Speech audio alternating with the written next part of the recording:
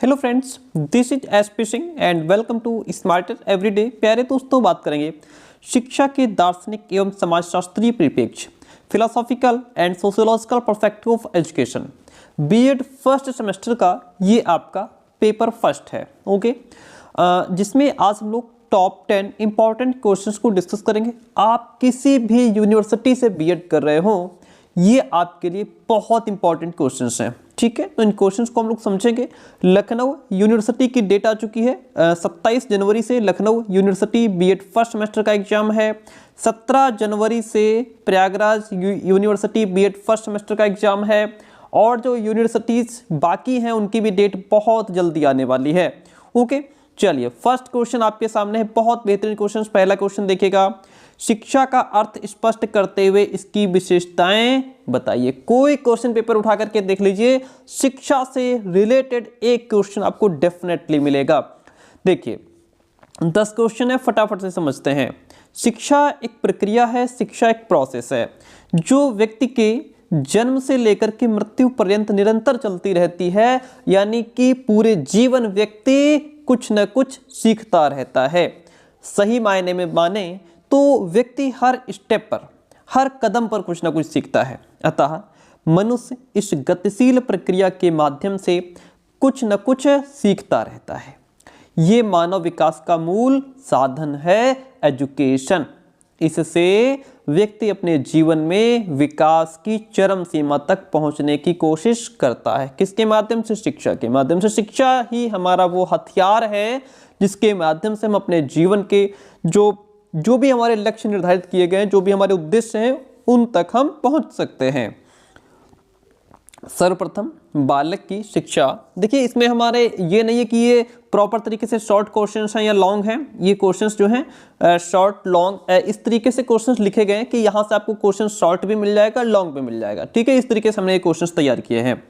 और प्रॉपर तरीके से आप ये भी तैयार ना करें कि हमने 10 लॉन्ग कर लिए हैं और जो है 20 क्वेश्चन हमने शॉर्ट तैयार कर रहे हैं, हमारा तैयार हो गया। नहीं, आप टॉपिक वाइज कंटेंट को तैयार कीजिए। जैसे इसमें शिक्षा को समझेंगे, शिक्षा से रिलेटेड आपको शॉर्ट में भी क्वेश्चन मिल जाएगा, लॉन्ग में भी मिल जाएगा। ओके, सर्वप्रथम बालक की शिक्षा उसके परिवार से शुरू हो जाती है। माता ही उसकी प्रथम गुरु होती है। बालक की प्रथम गुरु उसकी माता ही होती है, जहाँ से वो बोलना सीखता है। इसके बाद वो विद्यालयी शिक्षा ग्रहण करने के लिए जाता है, जहां वो टीचर्स के कांटेक्ट में आकर के शिक्षा ग्रहण कर पाता है। समाज से, समाज के सदस्यों से, अपने फ्रेंड सर्कल से और अन्य भी माध्यम है, जैसे आपके टेलीविज़न हो गया या जैसे और भी चीज़ें हैं, उनके माध्यम से बालक सीखता है। खेल के माध्यम से बालक सीखता है। व्यक्ति निरंतर कुछ न कुछ सीखता रहता है। इस प्रकार शिक्षा समाज में निरंतर चलने वाली प्रक्रिया मानी गई है। शिक्षा के द्वारा मनुष्य की जन्मजात शक्तियों का विकास होता है। देखिए ऐसा नहीं कि शिक्षा के माध्यम से हमें कुछ नया दे दिया जाता है। हमारे अंदर जो शक्तियां होती हैं उन्हीं को बाहर लाने का प्रयास किया जाता है। किसके माध्यम से? एजुकेशन के माध्यम से। ठीक है, उसके ज्ञान एवं कला कौशल में वृद्धि की जाती है। व्यवहार में परिवर्तन किया जाता है। व्यवहार में परिवर्तन का मतलब है एक शिक्षित व्यक्ति और एक अशिक्षित व्यक्ति, दोनों के व्यवहार में कितना डिफरेंस होता है, जमीन आसमान का अंतर होता है। सिर्फ किसके माध्यम से? एजुकेशन के माध्यम से। और उसे सभ्य, सुसंस्कृत और योग्य नागरिक बनाया जाता है। किसके माध्यम से? एजुकेशन के माध्यम से। शिक्षा शब्द का सीधा सादा और सामान्य अर्थ सीखने सिखाने की प्रक्रिया है। टीचिंग लर्निंग प्रोसेस है। क्या? शिक्षा। ये तो हो गई अवधारणा। जब भी आपसे क्वेश्चन पूछेगा लॉन्ग, तो उसमें आप क्या करेंगे? अवधारणा जरूर लिखेंगे। अब हम लिखेंगे शाब्दिक अर्थ। जब हम अवधारणा लिख देते हैं तो अवधारणा में कुछ नया नहीं लिखते हैं। जो हमें आगे विशेषताएं, उद्देश्य, जो विशेषताएं, महत्व, लाभ, प्रकृति, ये सब चीजें लिखनी होती है, उसी में से 4-6 लाइनें, 10 लाइनें निकाल करके हम अवधारणा में लिख देते हैं। ओके, शिक्षा का शाब्दिक अर्थ क्या होता है, इसको समझते हैं। किसी शब्द की उत्पत्ति को जानने के लिए सबसे पहले यह जानना आवश्यक हो जाता है कि वह शब्द किस भाषा से प्रकट हुआ है, कहाँ से आया है, उसकी मूल जड़ क्या है। जैसे शिक्षा शब्द हिंदी भाषा का है और हिंदी भाषा की उत्पत्ति संस्कृत भाषा से हुई है। शिक्षा शब्द की उत्पत्ति संस्कृत के 2 शब्दों से मानी जाती है। कौन कौन से? एक है शिक्ष धातु और दूसरा है साक्ष धातु। शिक्ष का अर्थ है सीखना अथवा ज्ञान प्राप्त करना अथवा अध्ययन करना, ये मतलब क्या है शिक्ष का। और इसमें जो साक्ष्य है, साक्ष्य का अर्थ क्या है, अनुशासन में रखना, नियंत्रण में, इन कंट्रोल एंड गाइड करना, ये होता है साक्ष्य का अर्थ। बच्चे को अनुशासन में रखना, बच्चे को कंट्रोल में रखना, बच्चे को गाइड करना, ये क्या है साक्ष्य होता है। तो शिक्षा शब्द अंग्रेजी भाषा के एजुकेशन शब्द का पर्यायवाची है। एजुकेशन शब्द की उत्पत्ति लैटिन भाषा के कई शब्द ऐसे हैं जिनके मिलने से हुई है, जैसे एडुकेटम है, एडुसियर है, एडुकेयर है, इनसे मिल करके यानी कि इन शब्दों से एजुकेशन शब्द बना है। अब इसमें एडुकेटम का अर्थ होता है शिक्षित करना। क्या होता है, शिक्षित करना। एडुकेटम शब्द ए और डू को दो शब्दों से मिलकर के बना है। अब यहाँ पे ए का अर्थ है अंदर से और डू को का अर्थ है आगे बढ़ना। ओके, लैटिन भाषा के एडुकेयर और एडुसियर शब्द भी शिक्षा के इसी अर्थ को प्रकट करते हैं। ठीक है, आगे बढ़ते हैं। ये शाब्दिक अर्थ बहुत आसान भाषा में हमने इसको लिखा हुआ है, इसको और ज़्यादा एक्सप्लेन करने की आवश्यकता ही नहीं है। लैटिन भाषा के एडुकेयर और एडुसियर शब्द भी शिक्षा के इसी अर्थ को प्रकट करते हैं। एडुकेयर का अर्थ होता है शिक्षित करना, टू एजुकेट, बाहर ले आना, टू ब्रिंग अप, या फिर विकसित करना। यानी कि शिक्षा का मतलब क्या होता है, हम बालक के अंदर जो जन्मजात क्षमताएं हैं, जो शक्तियां हैं, उनको बाहर लाते हैं। तो यहाँ पे एडुकेयर का मतलब क्या हो गया, बाहर लाना, डेवलप करना। एडुसियर का अर्थ है विकसित करना, बाहर निकालना। इस प्रकार उत्पत्ति के आधार पर शिक्षा का अर्थ बालक की अंतर्निहित शक्तियों या गुणों को डेवलप करके उसका सर्वांगीण विकास करने की क्रिया से होता है। ये इसका शाब्दिक अर्थ हमने समझ लिया। आपको 2 से 3 परिभाषाएं भी भैया रट करके जानी है। जैसा महात्मा गांधी ने कहा है, क्या कहा है महात्मा गांधी ने, शिक्षा से मेरा अभिप्राय बालक और मनुष्य के शरीर, मन तथा आत्मा के सर्वांगीण एवं सर्वोत्कृष्ट विकास से है। वहीं पर रविंद्रनाथ टैगोर के अकॉर्डिंग सर्वोच्च शिक्षा वो है जो हमें केवल सूचनाएं नहीं देती वरन हमारे जीवन और संपूर्ण सृष्टि में एक सामंजस्य स्थापित करती है। ऐसा रविंद्रनाथ टैगोर ने शिक्षा को लेकर के कहा है। शिक्षा की कुछ विशेषताएं होती हैं। क्या विशेषताएं होती हैं शिक्षा की, आइए समझते हैं। एक तो सचेतन प्रक्रिया है। शिक्षा एक सचेतन प्रक्रिया है। क्योंकि अच्छा आपको बताते चले कि देखिए ये जो भी कंटेंट है ये बहुत अच्छे तरीके से प्रिपेयर किया गया है और ये पेड होता है। जो विद्यार्थी पेड में जुड़े हुए हैं यानी कि आपको कुछ फीस पे करनी होती है एंड उसके बाद आपको कंप्लीट नोट्स प्रोवाइड कराए जाते हैं। और जो हमारे नोट्स हैं वो 3 यूनिवर्सिटीज़ के लिए अवेलेबल है, लखनऊ, ठीक है, और कानपुर, LU, CSJM और PRUP, professor Rajendra Singh university Prayagraj. ये 3 यूनिवर्सिटीज़ के प्रॉपर तरीके से नोट्स कंप्लीट किए गए हैं। यदि आप लखनऊ से BEd फर्स्ट सेमेस्टर के छात्र हों, कानपुर से हों या प्रयागराज से हों तो आप हमारे नोट्स ले सकते हैं। उसके लिए आप हमें 9628182649 इस नंबर पे व्हाट्सअप मैसेज करके नोट्स की इन्फॉर्मेशन ले सकते हैं। आपको कुछ फीस पे करनी होती है एंड नोट्स आपको कंप्लीट नोट्स आपको प्रोवाइड कराए जाते हैं। चलिए, तो सचेतन प्रक्रिया है क्योंकि ये जानबूझकर और प्रयास के द्वारा ही चलाई जाती है। सप्रयास यानी कि प्रयास सहित प्रयास एफर्ट किया जाता है इसमें। टीचर विद्यार्थी को नियमित रूप से शिक्षा प्रदान करता है। ये विकास की एक प्रक्रिया है। It is the process of development. शिक्षा के माध्यम से व्यक्ति का सर्वांगीण विकास होता है यानी कि बच्चे का मानसिक विकास, शारीरिक विकास, आध्यात्मिक विकास, भावात्मक विकास, संवेगात्मक विकास, हर तरीके का डेवलपमेंट होता है। शिक्षा में बाहर से कुछ नहीं तोपा जाता बल्कि अंदर से डेवलपमेंट होता है। आगे बढ़ते हैं। शिक्षा क्या है? शिक्षा एक प्रक्रिया है। शिक्षा को एक प्रक्रिया यानी कि प्रोसेस के रूप में स्वीकार किया जाता है। शिक्षा एक ऐसी प्रक्रिया है जो जीवन भर चलती रहती है, कभी नहीं रुकती। शिक्षा की इस प्रक्रिया से ही जीवन का विकास भी होता है। शिक्षा कैसी प्रक्रिया है? एक द्विमुखी प्रक्रिया है। कैसे द्विमुखी प्रक्रिया है?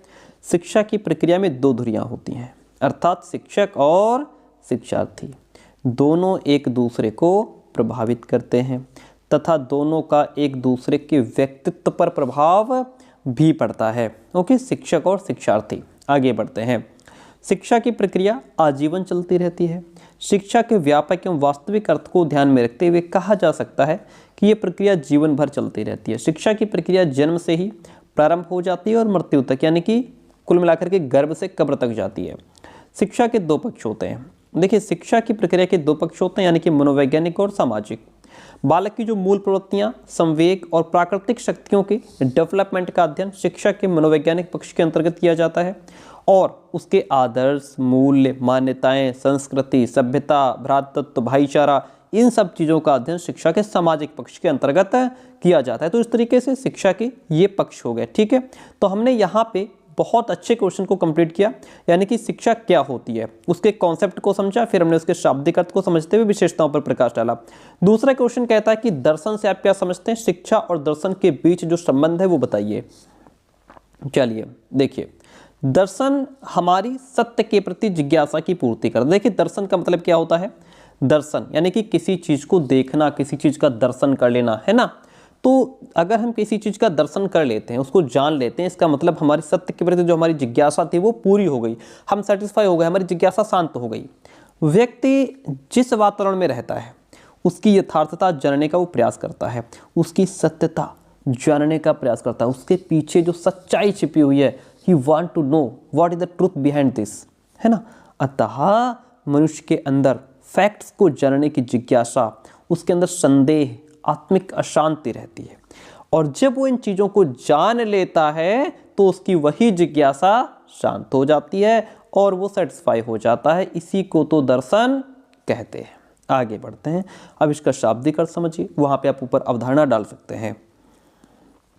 देखिए क्या है सेंटेंस, क्या लिखा है, दर्शन शब्द की उत्पत्ति संस्कृत भाषा के शब्द दृश्य, क्या संस्कृत भाषा का शब्द कौन सा है, दृश्य धातु के करण अर्थ में लिट प्रत्यय लग करके हुई है, जिसका अर्थ होता है जिसके द्वारा देखा जाए। दर्शन को अंग्रेजी भाषा में फिलॉसफी शब्द का हिंदी रूपांतरण माना जाता है, कि फिलॉसफी को हिंदी में दर्शन कहते हैं, जो यूनानी भाषा के दो शब्दों फिलॉस और सोफिया से मिलकर के बना है। Philos plus sophia is equals to philosophy. Philos का अर्थ होता है यहाँ पे प्रेम, और सोफिया का अर्थ होता है ज्ञान। तो इस प्रकार फिलॉसफी का शाब्दिक अर्थ क्या हुआ, ज्ञान से प्रेम, यानी कि विद्यानुराग, ज्ञान से प्रेम। दर्शन शब्द से मानसिक प्रक्रिया के तीनों पक्ष ज्ञान, कर्म और भाव निहित हैं। सत्य का साक्षात दर्शन करना दर्शन कहलाता है। सत्य को साक्षात देखना ही दर्शन है। अरस्तु कहते हैं दर्शन ऐसा विज्ञान है जो परम तत्व के यथार्थ स्वरूप की जांच करता है। परम तत्व, जो भी परम तत्व है उसके पीछे यथार्थ, उसकी सच्चाई क्या है, उसको जानने का प्रयास करता है। पदार्थ के यथार्थ स्वरूप का ज्ञान ही दर्शन है। ठीक है, पदार्थ का यथार्थ स्वरूप क्या है, फैक्ट क्या है, सच्चाई क्या है। तो ये हमने समझा फिलॉसफी का शाब्दिक अर्थ। अब जैसा कि क्वेश्चन फिर कह रहा है कि दर्शन और शिक्षा के बीच क्या संबंध होता है वो बताइए। बताते हैं, दर्शन और शिक्षा का घनिष्ठ संबंध, very close relation between philosophy and education, और ये एक ही सिक्के के दो पहलू माने जाते हैं।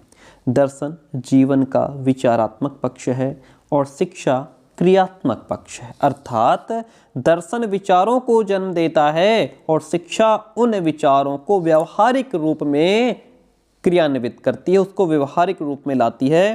कहने का मतलब है कि जो दर्शन है वो हमें विचार प्रदान करता है और फिर उन विचारों पर हम काम शिक्षा के माध्यम से कर पाते हैं। जॉन डीवी कहते हैं, अपनी साधारण अवस्था में शिक्षा सिद्धांत ही दर्शन कहलाता है। शिक्षा से संबंधित मूल प्रश्नों का उत्तर दर्शन ही देता है। शिक्षा से संबंधित जो मूल प्रश्न होते हैं उनका आंसर में कहाँ से, फिलॉसफी के माध्यम से मिलता है। दर्शन का सीधा संबंध जीवन से होता है। किससे? जीवन से।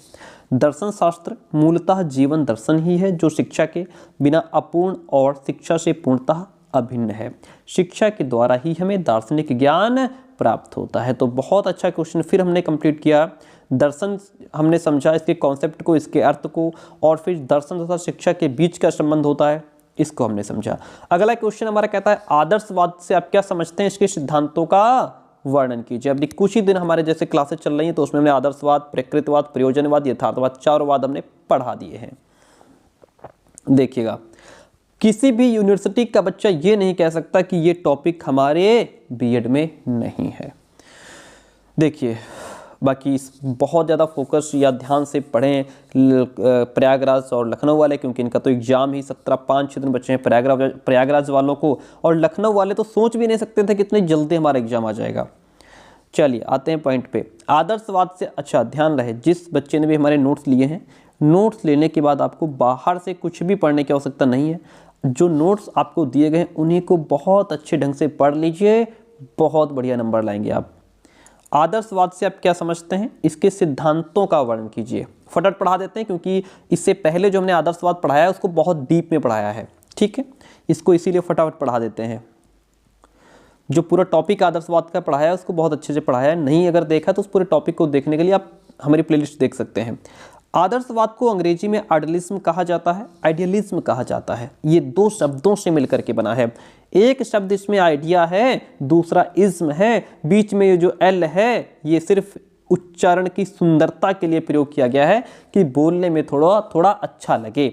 आइडिया का अर्थ विचार होता है, इज्म का अर्थ वाद होता है, इसीलिए इसको विचारवाद भी कहते हैं। वर्तमान समय में हम प्रत्ययवाद, विचारवाद, अध्यात्मवाद के स्थान पर आदर्शवाद शब्द का प्रयोग करते हैं। आदर्शवादी दार्शनिक विचारों को ही सत्य मानते हैं। पॉइंट टू बी नोटेड, लिख लीजिए, नोट कर लीजिए, याद कर लीजिए।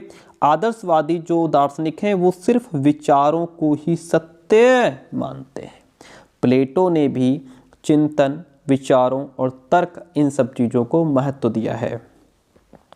आदर्शवाद वो दर्शन है जो मन की प्रकृति को वास्तविक मानता है। आदर्शवादियों का विश्वास है कि जो बात सत्य या वास्तविक है वह अवश्य ही आध्यात्मिक या फिर मानसिक होगी।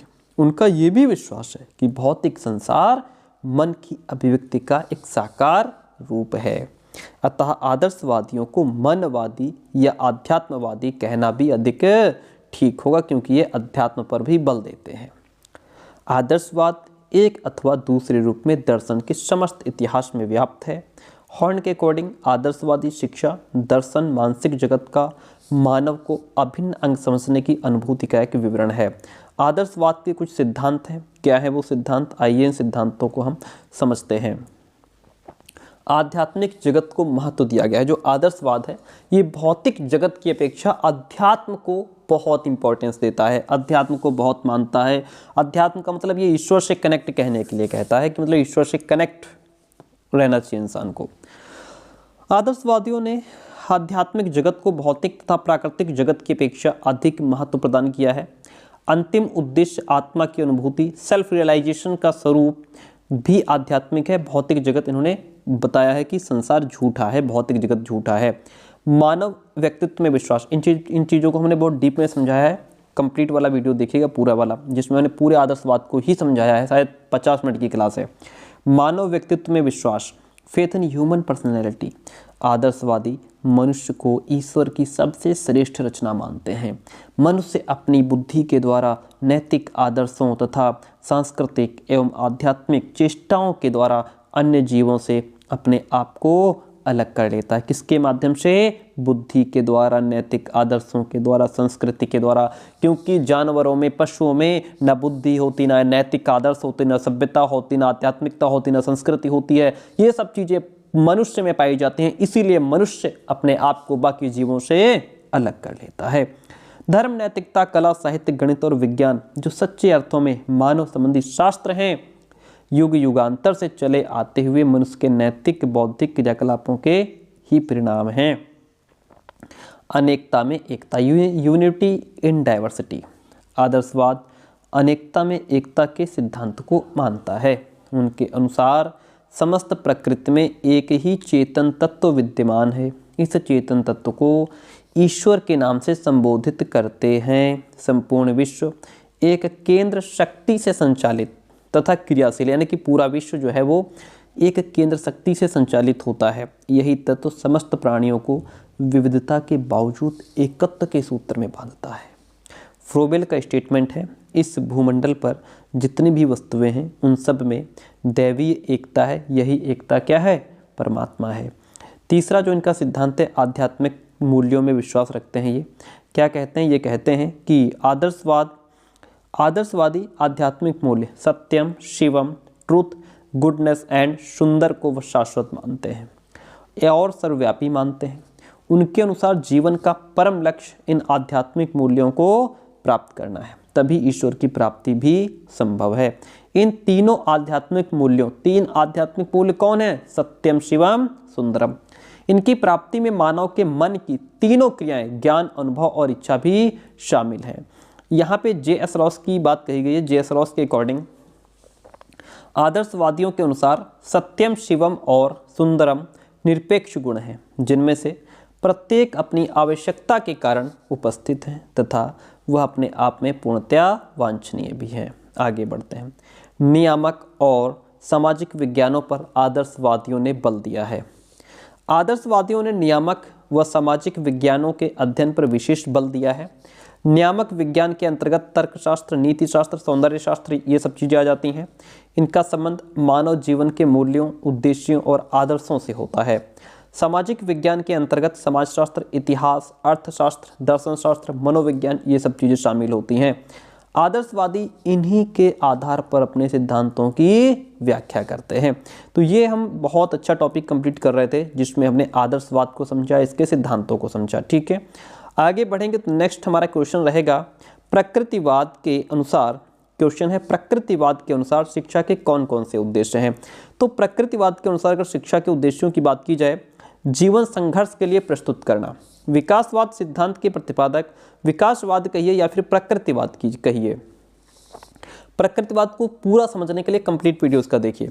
विकासवाद सिद्धांत के प्रतिपादक प्रसिद्ध प्राणी शास्त्र डार्विन के अकॉर्डिंग संसार में प्रत्येक प्राणी को अपना अस्तित्व बनाए रखने के लिए संघर्ष करना पड़ता है। यदि उसको अपना अस्तित्व बना करके रखना है तो स्ट्रगल करना होगा। अतः शिक्षा का महत्वपूर्ण उद्देश्य इस शक्ति का विकास करना भी होना चाहिए, जिसके कारण वह जीवन संघर्ष में सफल हो सके। सुख प्रदान करना, प्रकृतिवाद कहता है। जैविक प्रकृतिवादियों के अकॉर्डिंग शिक्षा का उद्देश्य मानव के वर्तमान सुख एवं प्रसन्नता को प्राप्त करना और सुरक्षित रखना है। शिक्षा का उद्देश्य क्या है? व्यक्ति सुखी रहे, प्रसन्न रहे, सुरक्षित रहे। दूसरे शब्दों में प्रकृतिवादी केवल वर्तमान सुख की चिंता करते हैं, केवल प्रेजेंट जो वर्तमान जो सुख है उसी की चिंता करते हैं। मूल प्रवृत्तियों का शोधन एवं मार्गांतीकरण, प्रसिद्ध विद्वान मैकडूगल उपयुक्त सुख दुख के सिद्धांत से सहमत नहीं है। वो सुख दुख को प्राकृतिक प्रक्रिया का ही परिणाम मानते हैं। शिक्षा का मुख्य उद्देश्य बालक की मूल प्रवृत्तियों को शोधन एवं उचित दिशा में मार्गांतीकरण करना होता है। आत्मसंतोष और आत्मसंरक्षण प्राप्त करना, ये प्रकृतिवाद के अकॉर्डिंग शिक्षा का उद्देश्य होना चाहिए। क्या कहते हैं प्रकृतिवादी? शिक्षा का उद्देश्य बालक की मूल प्रवृत्तियों और स्वाभाविक आवेगों का विकास करना है। इसके अलावा शिक्षा का उद्देश्य बालक को आत्मसंरक्षण और आत्मसंतोष प्राप्त करने में सहायता देना है। व्यक्तित्व का स्वतंत्र विकास होना चाहिए। मानव के व्यक्तित्व का स्वतंत्र विकास शिक्षा का मुख्य उद्देश्य है। जो शिक्षा व्यक्ति के स्वतंत्र विकास में सहायक हो वही वास्तविक शिक्षा है। जातीय संप्राप्तियों का संरक्षण, इसमें क्या है? शिक्षा का प्रमुख उद्देश्य सामाजिक अथवा जातीय विरासत के रूप में मिली हुई संस्कृति को एक पीढ़ी से दूसरी पीढ़ी तक पहुंचाकर उसका संरक्षण करना है। ये जो उद्देश्य हम पढ़ रहे थे, ये प्रकृतिवाद के अकॉर्डिंग शिक्षा के क्या उद्देश्य हैं उनको हमने समझा। 4 क्वेश्चन कंप्लीट हुए। अगला 5 नंबर क्वेश्चन कहता है प्रयोजनवाद का अर्थ एवं परिभाषा लिखते हुए इसके सिद्धांतों का उल्लेख कीजिए। देखिए प्रयोजनवाद का क्या अर्थ होता है। प्रयोजनवाद हमने कंप्लीट इसको पढ़ाया है, यहाँ पे इसको थोड़ा फास्ट चलते हैं। प्रैग्मेटिज्म शब्द की उत्पत्ति, perennation of the word pragmatism, Greek शब्द प्रैग्मेटिकोस से मानी जाती है। प्रैग्मेटिकोस शब्द प्रैग्मा पैरामेटोस से निकला हुआ है, जिसका अर्थ क्या होता है? अ थिंग डन, यानी कि किया गया कार्य। अ बिजनेस डीड, कोई व्यवसाय। एन इफेक्टिव एक्शन, यानी कि कोई प्रभावी कार्य। ये होता है प्रैग्मेटिकोस का मतलब। ठीक है, यहाँ पे प्रैग्मेटिज्म की उत्पत्ति लैटिन भाषा के शब्द प्रैग्मेटिकस से भी मानी जाती है, जिसका अर्थ है व्यावहारिकता। फ्रेंच भाषा में प्रैग्मेटिक शब्द का प्रयोग भी इसी अर्थ में किया जाता है। तो उपयुक्त शब्दों के अर्थ से स्पष्ट है कि प्रैग्मेटिज्म का शाब्दिक अर्थ क्या हुआ? व्यावहारिकता एवं उपयोगिता। प्रैग्मेटिज्म वो दर्शन है जिसके अनुसार सिद्धांतों की सत्यता का निर्णय वस्तुओं और तथ्यों के व्यावहारिक परिणामों के आधार पर होता है। यानी प्रैग्मेटिज्म वो दर्शन है जिसका जो अनुसार है, जिसके अनुसार सिद्धांत तभी सत्य माने जाएंगे जब जो भी वस्तुएं हैं, जो भी तथ्य हैं, जब उनका जो रिजल्ट आएगा वो सही है ना, हर कंडीशन में वो सही है, तो फिर उसके पीछे जो सिद्धांत लगा है वो भी सही है। प्रयोजनवाद को प्रयोगवाद, फलवाद, व्यवहारवाद, उपयोगितावाद कई नामों से जाना जाता है। जेम्स वी प्लेट के अकॉर्डिंग कहा गया है, परिभाषा है, प्रयोजनवाद हमें अर्थ का सिद्धांत, सत्य का सिद्धांत, ज्ञान का सिद्धांत और वास्तविकता का सिद्धांत देता है। विलियम जेम्स के अकॉर्डिंग प्रयोजनवाद मस्तिष्क का स्वभाव और दृष्टिकोण है, यह सत्य और विचारों की प्रकृति का भी सिद्धांत है, अंतिम रूप से ये वास्तविकता का भी सिद्धांत है। ये तो हमने प्रयोजनवाद का क्या अर्थ है इसको समझा। प्रयोजनवाद के कुछ सिद्धांत होते हैं, क्या सिद्धांत होते हैं, इनके सिद्धांतों को समझते हैं। देखिएगा, प्रयोजनवाद का मूल सिद्धांत यह है, अनुभव ही सब वस्तुओं की वास्तविक परीक्षा है, एक्सपीरियंस की बात की है, और सत्य वह है जो अपने आप को उत्तम सिद्ध कर दे, दैट इज फैक्ट। इनके आधार पर हम प्रयोजनवाद के सिद्धांतों को निम्न प्रकार से प्रस्तुत कर सकते हैं। कैसे? नंबर 1 तो जो सिद्धांत काम करते हैं वो सत्य हैं, मानव प्रयासों का अत्यधिक महत्व इसमें दिया गया है, मनुष्य एक सामाजिक प्राणी है इसलिए उसे सामाजिक कुशलता का गुण प्राप्त करना चाहिए। ठीक है, सत्य का आधार दर्शन और तर्क नहीं है बल्कि जीवनगत अनुभव है।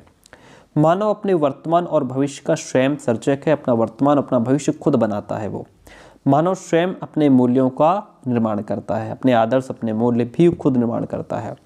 प्रथाओं और परंपराओं का विरोध और लचीलेपन पर विश्वास भी इन्होंने बताया है प्रयोजनवाद ने, ये सभी इसके सिद्धांत हैं। अगला क्वेश्चन हमारा कहता है महात्मा गांधी का। महात्मा गांधी का क्वेश्चन कहता है कि महात्मा गांधी की बेसिक शिक्षा पर टिप्पणी लिखिए। जो महात्मा गांधी की जो बेसिक शिक्षा है, जिसको वर्धा शिक्षा योजना भी कहते हैं, बुनियादी शिक्षा भी कहते हैं, कई नाम से इसको जाना गया है। आइए इसके बारे में समझते हैं, very important topic. Gandhi ji ने अक्टूबर 1937 में वर्धा सम्मेलन में, कहाँ की बात है, वर्धा सम्मेलन में शिक्षाविदों के समक्ष बुनियादी शिक्षा योजना को प्रस्तुत किया। इसे वर्धा योजना के नाम से भी जाना जाता है। कुछ शिक्षाविद इसे बेसिक शिक्षा योजना की संज्ञा भी देते हैं, यानी कि बेसिक शिक्षा भी कहते हैं, वर्धा शिक्षा भी कहते हैं, बुनियादी शिक्षा भी कहते हैं। गांधी जी ने इस शिक्षा का आधार एक बेसिक क्राफ्ट को रखा और उनका उद्देश्य था कि शिक्षा का कार्य केवल मानसिक प्रशिक्षण देना ही नहीं, वरन उसके आधार पर हाथ और ज्ञानेंद्रियों के माध्यम से शिक्षा का प्रारंभ करके उनके मानसिक स्तर पर पहुंचाना है और साथ ही मानव के हृदय और उसकी आत्मा का उन्नयन करना है। यहाँ पे गांधी जी ने बेसिक क्राफ्ट को इम्पोर्टेंट इसलिए दिया कि जब इन्होंने गांधी जी ने शुरुआत में अनिवार्य और निःशुल्क शिक्षा की बात की तो उस समय ये देखा गया कि इतना बजट नहीं था तो विद्यालय का खर्चा कैसे निकलेगा। तो इन्होंने सोचा कि क्यों ना जो अनुपयोगी चीज़ें होती हैं, बेकार चीज़ें होती हैं, उनसे बालक कुछ जो यूज़फुल चीज़ें बनाना सीखे, उसको मार्केट में बेचा जाए। इससे बालक का जो स्किल है वो भी डेवलप होगी, स्कूल का भी खर्च निकलेगा, बच्चा भी अपना खर्च निकाल सकता है। इन सब चीज़ों को ध्यान में रखते हुए गांधी जी ने बेसिक क्राफ्ट को ज़्यादा इंपॉर्टेंस दिया था। गांधी जी ने बुनियादी शिक्षा योजना के 5 आधारभूत सिद्धांत बताए थे। एक तो शिक्षा को 7 से 14 वर्ष तक के बालक और बालिकाओं के लिए निःशुल्क बनाया जाए, जिससे धनी और निर्धन वर्ग के छात्रों के समान रूप से शिक्षा दी जा सके। दूसरा इन्होंने बताया था विद्यालय में दी जाने वाली शिक्षा का मुख्य केंद्र जो है वो हस्त कौशल को बनाना चाहिए, यानी कि बच्चा हाथों से कुछ स्किल्स को सीख पाए, जिसमें सभी शिक्षित व्यक्तियों के अंदर उत्पादक कौशल को उत्पन्न करने और उत्पन्न किया जाए और उसको विकसित किया जाए। बुनियादी शिक्षा स्वावलंबन के सिद्धांत पर आधारित है। इस शिक्षा के द्वारा छात्रों से विभिन्न प्रकार का सामान बनवाया जाता, जिसे बेचकर वो धन उपार्जन करते, पैसा कमाते, विद्यालय का भी खर्च निकालते और अपना भी खर्च निकालते। ठीक है, गांधी जी ने इस विचार पर भी बहुत बल दिया कि शिक्षा का माध्यम मातृभाषा होनी चाहिए, यानी कि बच्चे की जो लैंग्वेज है उसी भाषा में बच्चे को सिखाओ। गांधी जी बुनियादी शिक्षा के द्वारा आदर्श नागरिकों का निर्माण करना चाहते थे, जिनमें व्यक्तिगत गरिमा और दक्षता हो, जो सबके साथ मिलजुल करके काम कर सकें। तो ये जो क्वेश्चन था बहुत इंपॉर्टेंट, महात्मा गांधी की बेसिक शिक्षा पर टिप्पणी। ओके, अगला क्वेश्चन है हमारा क्वेश्चन नंबर 7, स्वामी विवेकानंद के शिक्षा दर्शन को स्पष्ट कीजिए। आइए स्वामी विवेकानंद के बारे में थोड़ा पढ़ लेते हैं, फिर आगे बढ़ेंगे।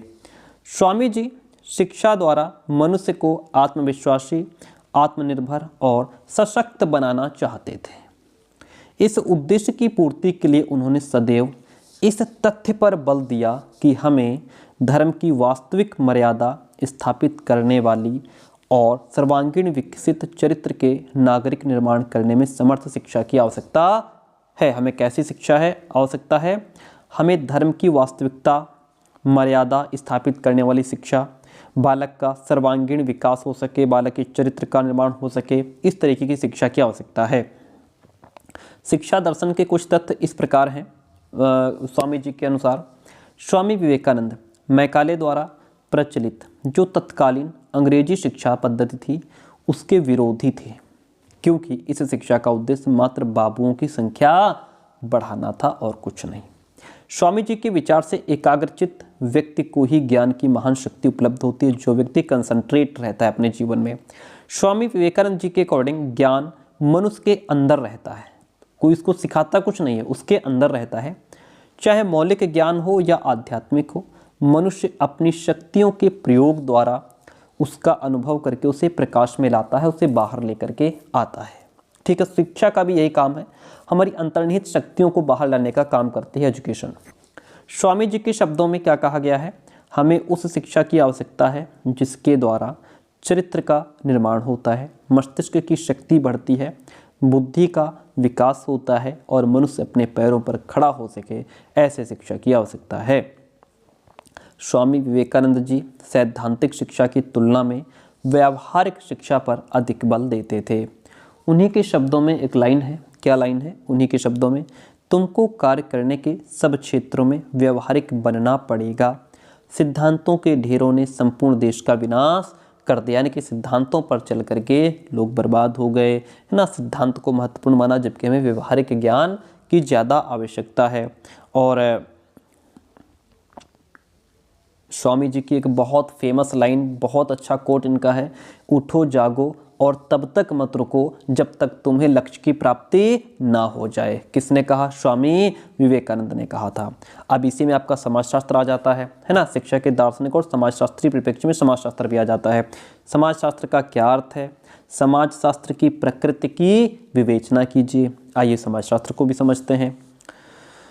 फ्रांस के महान दार्शनिक ऑगस्ट कॉम्टे ने एक नवीन शास्त्र की रचना की 1837 में, और फिर उसे समाजशास्त्र नाम दे दिया। समाजशास्त्र से उनका तात्पर्य था व्यक्ति और समाज के बीच संबंधों के अध्ययन में वैज्ञानिक विधि का प्रयोग करना। व्यक्ति और समाज के बीच जो संबंध थे उनके अध्ययन में किसका? वैज्ञानिक विधि का प्रयोग करना। कॉम्टे के उपरांत 1976 में समाजशास्त्र के सिद्धांत के नाम से हार्बर्ट स्पेंसर की एक पुस्तक पब्लिश हुई। इस पुस्तक से समाजशास्त्र विषय को पर्याप्त रूप में मान्यता भी मिली। समाजशास्त्र शब्द की जो उत्पत्ति है ये दो शब्दों से मिलकर के हुई है, जिसमें से पहला शब्द हमारा सोशियस है। क्या है? सोशियस, लैटिन भाषा से, और दूसरा शब्द लोगस, ग्रीक भाषा से लिया गया है। शाब्दिक अर्थ में समाज शास्त्र का अर्थ है समाज का शास्त्र और समाज का विज्ञान। ओके, समाजशास्त्र शब्द सोशियोलॉजी का हिंदी रूपांतरण है। सोशियोलॉजी को हिंदी में समाजशास्त्र कहते हैं। समाजशास्त्र वास्तव में सामाजिक अंतर संबंधों का विज्ञान है। ये समूह का अध्ययन करता है। किसका? Study of group. यह मानव व्यवहार को प्रभावित करने वाले प्रत्येक तत्व का अध्ययन करता है। मानव के व्यवहार पर जितने भी तत्वों का प्रभाव पड़ता है, चाहे वो सामाजिक हो, पर्यावरणीय हो या आर्थिक हो, जिस भी तरह के तत्व हैं, ये उनका अध्ययन करता है, जिससे हमारा व्यवहार प्रभावित होता है। इसमें सभी मानवीय संबंधों का अध्ययन किया जाता है। मैकाइवर और पेज के अकॉर्डिंग समाजशास्त्र सामाजिक संबंधों के विषय में अध्ययन करता है। यह मानवीय संबंधों का एक जाल है जिसे समाज कहा जाता है। आगबर्न एवं निमकॉफ कहते हैं समाजशास्त्र सामाजिक जीवन का वैज्ञानिक अध्ययन है। ये हमने समाजशास्त्र का अर्थ समझा प्रॉपर तरीके से, इसकी अवधारणा। अब इसकी प्रकृति को समझेंगे। देखिए प्रकृति क्या कहती है। रॉबर्ट पिरस्टिट का कहना है समाज शास्त्र की वास्तविक प्रकृति वैज्ञानिक है। कैसी है? जिसकी वास्तविक प्रकृति हो वैज्ञानिक है। इसे उन्होंने निम्नांकित विशेषताओं के द्वारा क्लैरिफाई किया है। समाजशास्त्र एक सामाजिक विज्ञान है, प्राकृतिक विज्ञान नहीं है। इन्होंने माना है कि समाजशास्त्र एक सामाजिक विज्ञान है। क्यों? क्योंकि इसकी विषय वस्तु मौलिक रूप से सामाजिक है, अर्थात इनमें समाज, सामाजिक घटनाओं, सामाजिक प्रक्रियाओं, सामाजिक संबंधों और अन्य सामाजिक पहलुओं और तथ्यों का अध्ययन किया जाता है। इसीलिए ये समाज का विज्ञान है। प्रत्यक्ष रूप से इसका प्राकृतिक या भौतिक वस्तुओं से कोई संबंध नहीं है। यह प्राकृतिक विज्ञान नहीं है। दूसरा स्टेटमेंट है समाजशास्त्र एक वास्तविक विज्ञान है, आदर्शात्मक विज्ञान नहीं है। समाजशास्त्र वास्तविक घटनाओं का अध्ययन करता है जिस रूप में वे प्रेजेंट हैं, विद्यमान हैं, और विश्लेषण में किसी आदर्श को प्रस्तुत नहीं करता या अध्ययन के समय किसी आदर्शात्मक दृष्टिकोण को नहीं अपनाया जाता। अतः यह एक वास्तविक विज्ञान है, आदर्शात्मक नहीं। समाजशास्त्र एक विशुद्ध विज्ञान है, व्यावहारिक विज्ञान नहीं है। क्या कहा गया? इसकी प्रकृति क्या बताएगी कि समाजशास्त्र एक विशुद्ध विज्ञान है, क्योंकि इसका सम्मुख उद्देश्य मानव समाज से संबंधित सामाजिक घटनाओं का अध्ययन, विश्लेषण एवं निरूपण करके ज्ञान को कलेक्ट करना है। विशुद्ध विज्ञान सैद्धांतिक होता है, इसलिए इसके द्वारा संचित ज्ञान को अनिवार्य रूप से व्यवहारिक रूप में नहीं लाया जा सकता। तो ये हमारा समाज की प्रकृति है। क्या कहा गया इसमें? समाजशास्त्र एक सामाजिक विज्ञान है, प्राकृतिक नहीं है। समाजशास्त्र एक वास्तविक विज्ञान है, आदर्शात्मक नहीं है। एक विशुद्ध विज्ञान है, व्यवहारिक नहीं है। आगे बढ़ेंगे। नेक्स्ट क्वेश्चन हमारा 9 नंबर सेकंड लास्ट क्वेश्चन है। नवीन सामाजिक व्यवस्था के निर्माणक कारक कौन कौन? जो हमारी नई सामाजिक व्यवस्था स्थापित हो रही है उसको निर्माण करने के पीछे कौन कौन से कारक हैं जिनके माध्यम से नई सामाजिक व्यवस्था आज निर्माण हो रहा है जिसका। नंबर 1 तो भारत में नव सामाजिक व्यवस्था का आधार संविधान में निहित प्रस्तावना है। नई सामाजिक व्यवस्था जो पनप रही है, नया समाज जो पनप रहा है, ठीक है, नए तरीके का समाज, एक नई व्यवस्था तैयार हो रही है, उसके पीछे हमारे संविधान में निहित जो प्रस्तावना है वो है संविधान के द्वारा प्रदान किए गए आधार पर ही भारत राष्ट्र ने एक नवीन सामाजिक व्यवस्था की रचना की। इस व्यवस्था के निर्माणक कारक निम्नलिखित हैं। एक तो अनिवार्य प्राथमिक शिक्षा ने बहुत कुछ बदलाव ला दिए। जो अनिवार्य प्राथमिक शिक्षा है, भारत के उदीयमान समाज में सभी नागरिकों को न्यूनतम प्राथमिक शिक्षा प्रदान करने के लिए संविधान में ही धारा 45 के अंतर्गत 14 वर्ष तक के सभी बच्चों के लिए अनिवार्य निःशुल्क शिक्षा की व्यवस्था का प्रावधान किया गया, जिसके लिए केंद्र और राज्य सरकारें कंटिन्यू प्रयास कर रही हैं। अस्पृश्यता का भी निवारण है।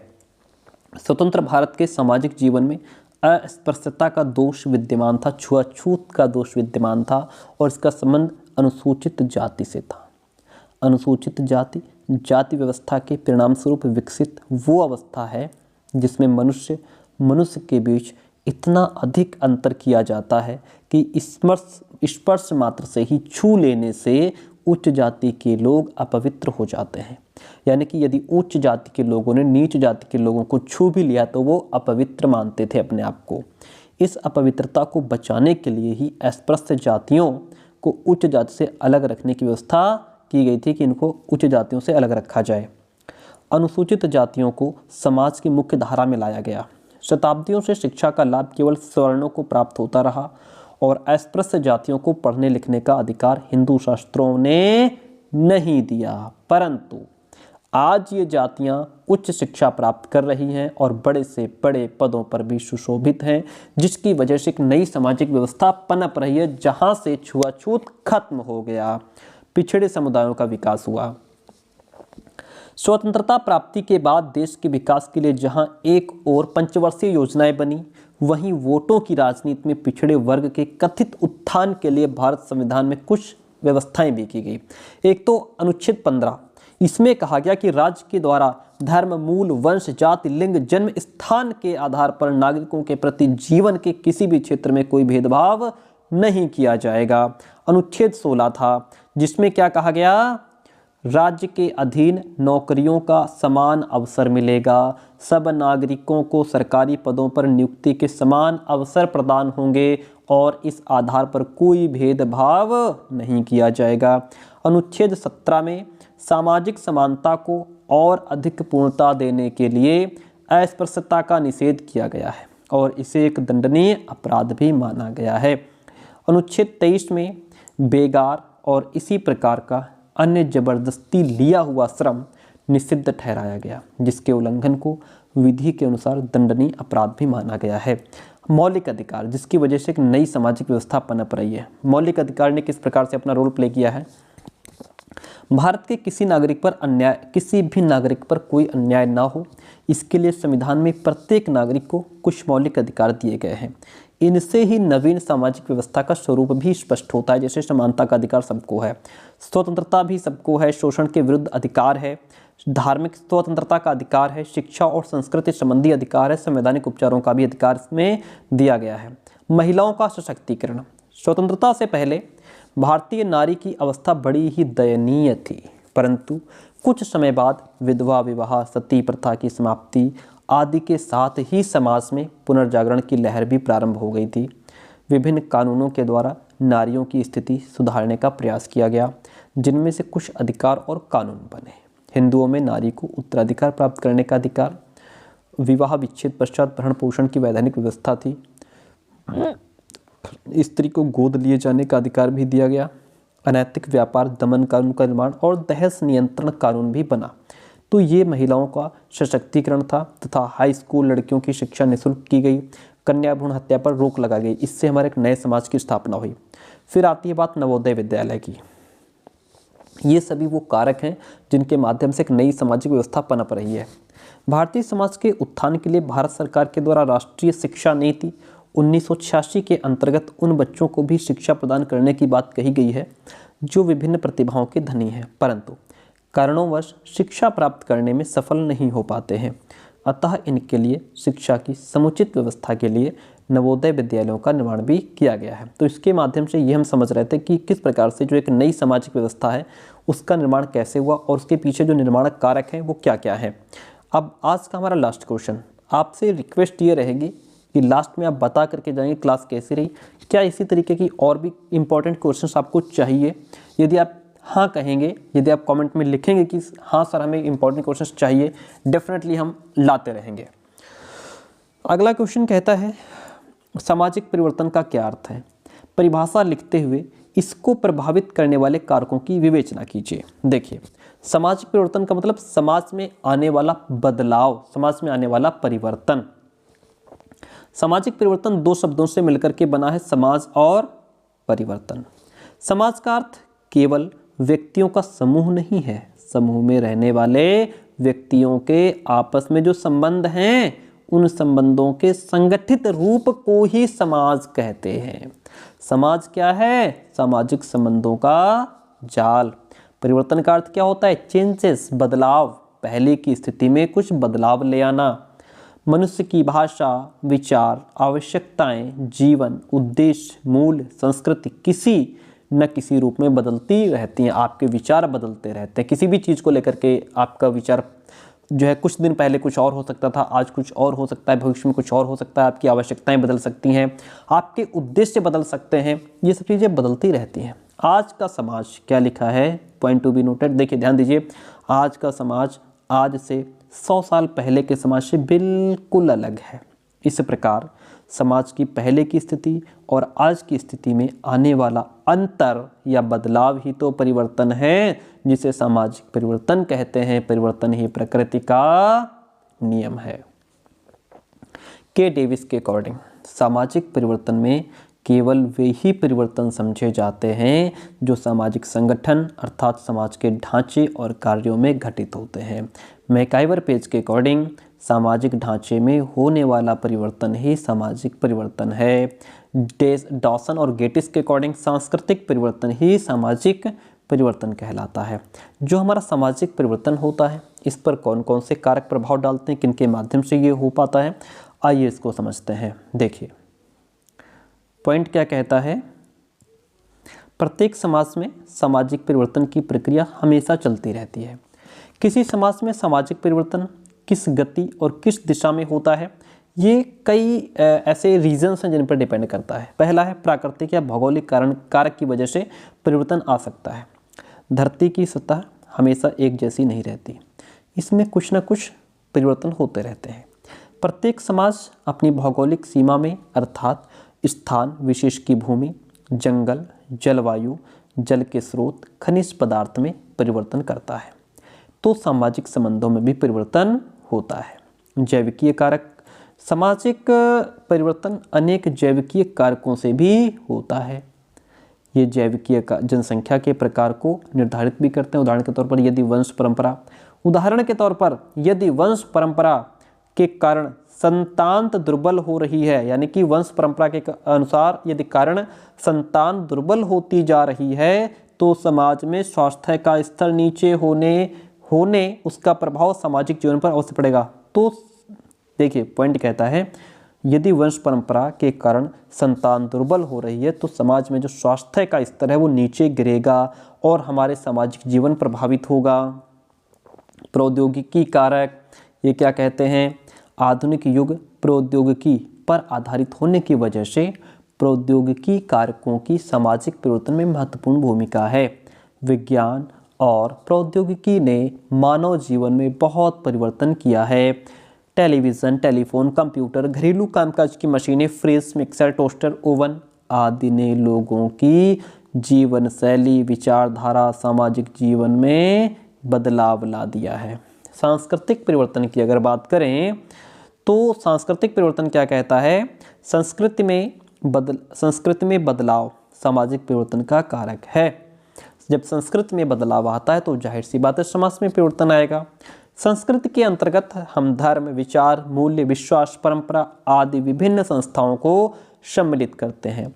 जब संस्कृति के इन तत्वों में परिवर्तन होता है तो समाज में भी परिवर्तन होता है। आर्थिक कारक, देश का अर्थतंत्र भी सामाजिक परिवर्तन का एक महत्वपूर्ण कारक है। उच्च आर्थिक स्तर वाले सामाजिक मान्यताओं के विरुद्ध कार्य करके भी समाज द्वारा स्वीकार कर लिए जाते हैं तथा दूसरे लोग भी उनका अनुकरण करने लगते हैं, जिससे सामाजिक परिवर्तन की प्रक्रिया प्रारंभ हो जाती है। राजनीतिक कारक की अगर बात करें तो देखिए समाज में अधिकतर परिवर्तन राजनीतिक कारणों से होते हैं। राजनीति की वजह से भी एकदम समाज में बहुत ज़्यादा परिवर्तन आ जाता है। राजनीतिक स्थिरता से समाज में निरंतरता व स्थायित्व आ जाता है। यदि राजनीति स्थिर हो गई है तो समाज भी स्थिर है, समाज भी उतना आगे नहीं जाता। लेकिन अगर राजनीति में बहुत अच्छे चेंजेस आए हैं तो फिर समाज में परिवर्तन आता है। तो दूसरी ओर राजनीतिक अस्थिरता सामाजिक परिवर्तन लाने का काम करती है। फिर बात करते हैं शिक्षा की। इसमें कोई संदेह नहीं है कि उपयुक्त सभी तत्व सामाजिक परिवर्तन के कारक हैं। इसमें कोई संदेह नहीं है कि जितने भी तत्व बताए गए हैं इनसे समाज में परिवर्तन आता है, परंतु सभी कारकों में एक कारक सहायक है जिसके बिना कोई भी काम संभव नहीं है। जड़ कौन है? एजुकेशन। प्राकृतिक परिवर्तनों के साथ जो सामाजिक परिवर्तन होते हैं उन्हें दिशा देने का कार्य कौन करता है? शिक्षा करती है। तो प्यारे दोस्तों, ये जो हम टॉपिक से समझ रहे थे, ये जो क्वेश्चन था हमारा, ये कह रहा था कि सामाजिक परिवर्तन क्या है, उसकी परिभाषा लिखी। आपने अर्थ लिखा, परिभाषा लिखी। जो ये अर्थ परिभाषा लिखी, इससे पहले आप यहाँ पे अवधारणा भी लिख सकते हैं। अवधारणा में सामाजिक परिवर्तन से संबंधित 4-6 लाइनें आप लिख देंगे, उसके बाद इसको शुरू करेंगे यदि क्वेश्चन लॉन्ग है तो। परिभाषा लिखते हुए फिर हमने इसको प्रभावित करने वाले जो कारक थे उन पर प्रकाश डाला कि क्या क्या कौन से कारक थे जिनसे हमारे ये जो समाज में परिवर्तन होता है उसको हमने समझा। डियर फ्रेंड, अब आप ये बताएंगे कि क्लास कैसी रही, कमेंट करके जरूर बताइएगा। और यदि अभी तक नोट्स नहीं लिए हैं तो ये जो नंबर देख पा रहे हैं यहाँ मैसेज कीजिए, व्हाट्सअप मैसेज कीजिए। उसके माध्यम से आप जान पाएंगे कि ये नोट्स आपकी फ़ीस क्या है, कैसे मिलेंगे, ठीक है। और जो ये आप क्वेश्चंस पढ़ रहे हैं ये भी आपको मिलते हैं, ठीक है। Thank you so much.